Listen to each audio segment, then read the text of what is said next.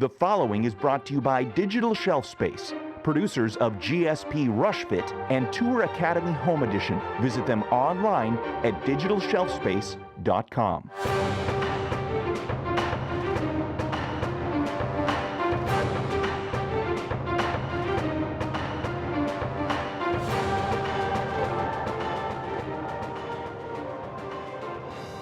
Welcome to Cambridge House Live. I'm Vanessa Collette at the Toronto Resource Investment Conference. I'm joined by Marin Katuza, Chief Energy Investment Strategist at KC Research. Welcome, Marin. Great to have you here with us. My pleasure. Marin, U.S. shale has seen a lot of attention in the last few years. Where are some of the undiscovered opportunities? Well, they keep finding new areas in the U.S. that are trying to exploit their unconventional natural resources. But it's not a game for juniors to try in the U.S. because the auctions for the land are so expensive, and to explore for unconventional resources is very expensive. To frack and complete a deep well, you're looking up to $15 million. So it's not something a junior company can try unless they have deep pockets. South America has some very interesting shales in Argentina. China has recently had some significant exploration through Shell, and the Sichuan Basin there is very deep, and we're looking at north of $15 million to drill, complete, frack a shale well, and unfortunately they're finding that it's sour gas and the infrastructure is not in place. So, and the big wild card is, what about Europe and the Middle East? So even though areas like Russia, who's the world's largest producer of oil, that's all conventional oil. They haven't even started the shale exploration in Russia, nor has the Middle East. So just think of it very simply. Shale is the source rock for the big deposits. Okay, interesting. So what do you like about shale?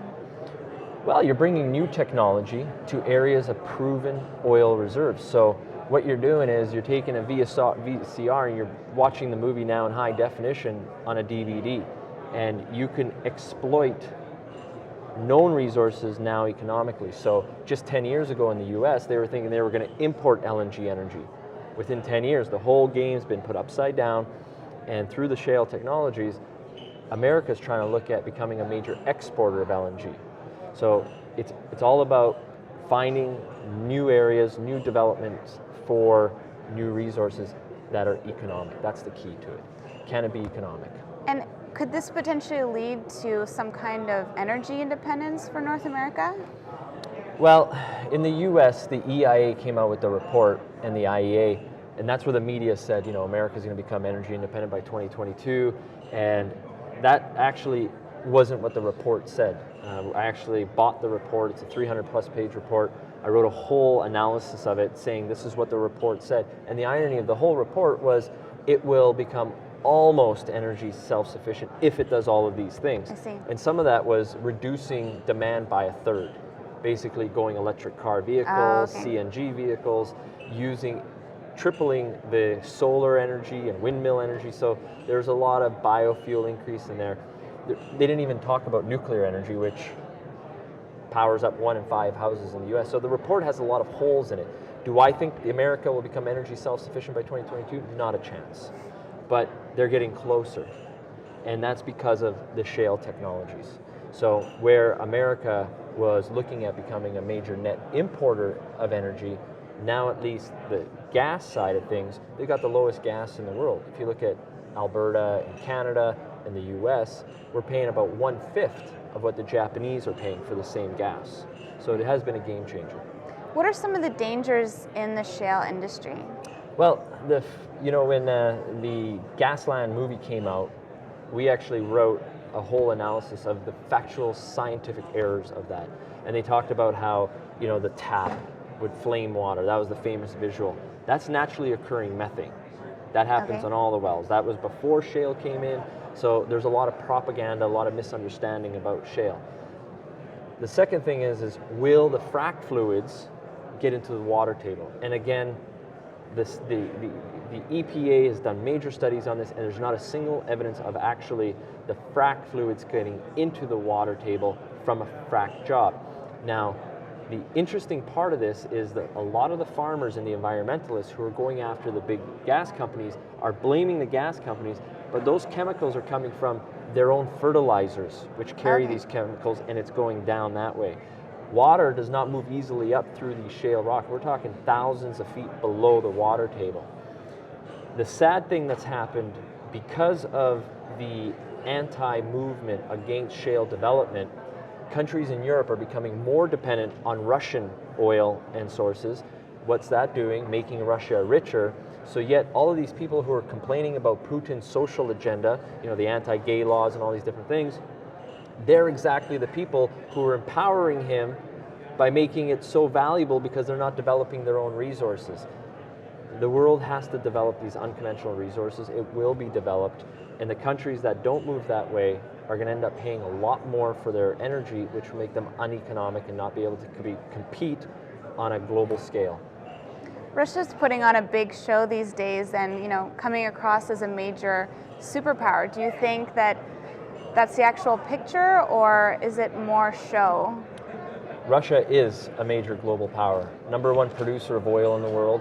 They've got over 50% of the uranium capacity and production in the world. They are the large 25% of all the gas consumed in the world is through Russian production. They are the most important country when it comes to natural resources. It's not Canada, it's not America, it's not Saudi Arabia, it's Russia. They are in the center of the resources. And what Putin has done, and he wrote his thesis on this, is about how important the resources for Russia is moving forward.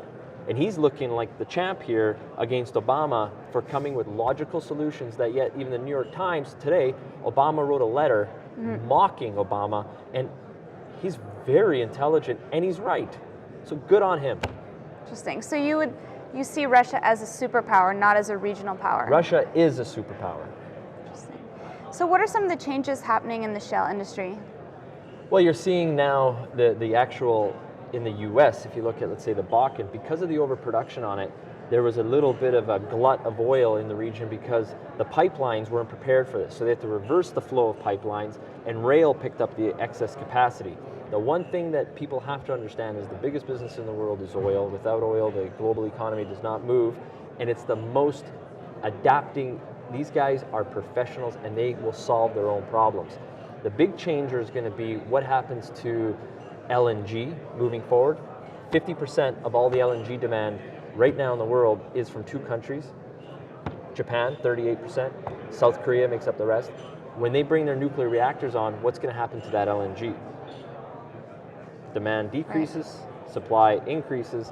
So people have to be prepared, and I think the big play here is going to new areas and developing these big shale fields and finding the next Bakken. What are your thoughts on uranium right now? We were just talking with Tom Drollet a little bit about what's happening in Fukushima, how it's affecting the uranium, long-term price and short-term price. What are your thoughts there? I'm very bullish. We did a uranium webinar back in April, and one of the stocks is up over 60% since then. And in the spot price, which everyone focuses on, makes up less than 8% of the volume traded. Right. It's irrelevant. The reality is in these junior companies, if you invest in the right management team, you can have many-fold return. We had a great win with Fission. We sold it. We took our profits. You move on. So will it be solved in the near term? No, because in Japan, this is a serious issue, and now you're dealing with politicians. And the one thing you can guarantee yourself with politicians is a lot of political lip service, which means not much is going to happen in the near term. They have no choice but to bring those reactors back on, and it'll take a lot longer than investors in the uranium market want it to be, but it's part of the global diversified energy matrix. So right now, uranium is very cheap because it's not liked. You want to buy when things are cheap and sell when people want it. Interesting. Pipelines, have been a hot topic in the U.S. for a while. What's going on with the oil transit issues right now? Well, the rail has solved a lot of those problems. So the big question for Canada from the Canadian side is, hey, if the Americans don't want to build the Keystone XL, that's all right. We'll build a pipeline to the west, and we'll build the pipeline to the east. The pipeline to the west will sell it to the Asians. The pipeline to the east will sell it to Europe. So the big key is the good thing our Canadian government has done is realize that we're losing tens of billions of dollars a year to our social programs because we're depending on only our one customer, the Americans.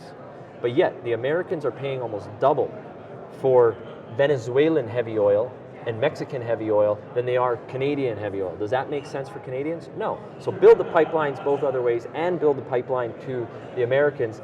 and let's do what the Russians are doing and get everyone wanting our oil, because we have a lot of it. Excellent. I just want to touch on green energy as we wrap up. The sector has been stumbling. What are some of the smart investments in the green? Well, I never made any smart investments in green energy. My biggest losses personally and in our funds were in geothermal. Okay. On paper, it looks great. It was so cheap in on Valley. I'll tell you a quick little story. In 2009, September, I was moderating a panel with Lucas Lundin, Rick Rule, Doug Casey, Bob Bishop, and Ross Beatty. And it was all about green power and how great it was. And I said that these stocks will go down 50% before you buy. Someone asked me what I thought. Well, my problem was they did go down 50%, and at that price, the projected, the technical, the engineer reports, it looks so cheap on paper. Unfortunately, the reality is a different story in green energy, and the costs are just too high. It's not economic in today's market, and it was the biggest disaster investment I made personally. We lost a lot of money on it. So, am I excited about green energy? No. And is it going to be the savior that America and Obama think it will be? It's been a complete disaster for Obama too. So now you hear his tune is natural gas. He calls it the green energy solution. That's because green energy failed for him. Nuclear is a much greener solution than natural gas. Interesting. Great. Well, it was fascinating having you on the show today, Marin. We appreciate your time and look forward to having you back again soon. Thank you. Thank you, Marin.